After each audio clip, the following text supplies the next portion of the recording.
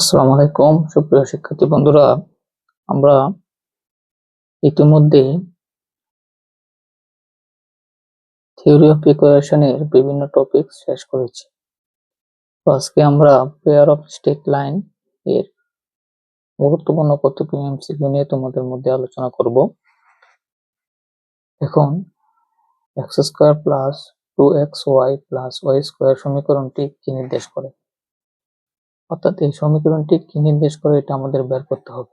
তাহলে এখানে a equal to হচ্ছে 1, b equal to 1, 2h equal to হচ্ছে, দেখুন এখানে যদি আমরা স্ট্যান্ডার্ড যে ইকুয়েশন আছে ওই স্ট্যান্ডার্ড ইকুয়েশনের সাথে যদি তুলনা করি, তাহলে স্ট্যান্ডার্ড ইকুয়েশনটা হচ্ছে x square plus 2hxy plus b square by square plus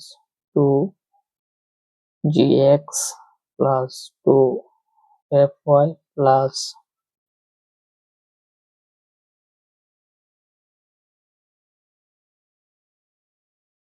দুঃখিত, এখানে এটা হবে না, অর্থাৎ x square plus 2hxy plus by square equal to 0।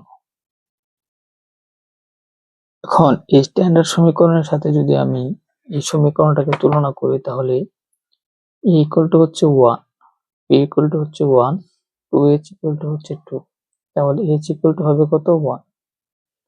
এখন দেখুন এই সমীকরণটা, এখানে দুইটা সমীকরণ বিদ্যমান, তো এই সমীকরণ যুগল যদি সমান্তরাল হতে হয় তাহলে এই সত্যটা মানতে হবে, a square equal to ab এটা হতে হবে, a square equal to ab এটা হতে হবে। তাহলে এখানে s এর ভ্যালু হচ্ছে 1, a এর ভ্যালু 1, b এর ভ্যালু 1, তাহলে দেখুন উভয় পক্ষে কিন্তু সমান হচ্ছে, অর্থাৎ a square equal to a into 1 into 1 মানে হচ্ছে 1।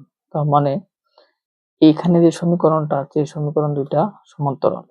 আবার দেখুন যদি সমীকরণ লম্ব হতে হয় তাহলে এই শর্ত মেনটেন করতে হবে, a plus b equal to 0।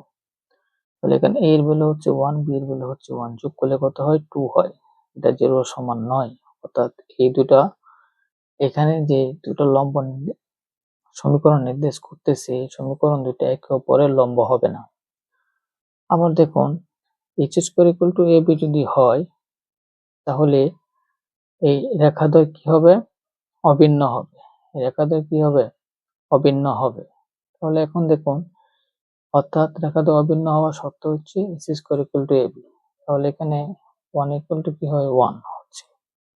তাহলে আমি বলতে পারি এই রেখাদ্বয় দুটি সমান্তরাল এবং দুটি রেখা অভিন্ন রেখা, তাহলে ক এবং খ কি দুইটাই এখানে সঠিক।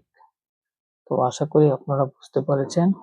তো অবশ্যই আমার চ্যানেলটিকে লাইক, কমেন্টস এবং শেয়ার করবেন, বেশি বেশি ফলো করবেন। সবাইকে ধন্যবাদ। আসসালামু আলাইকুম।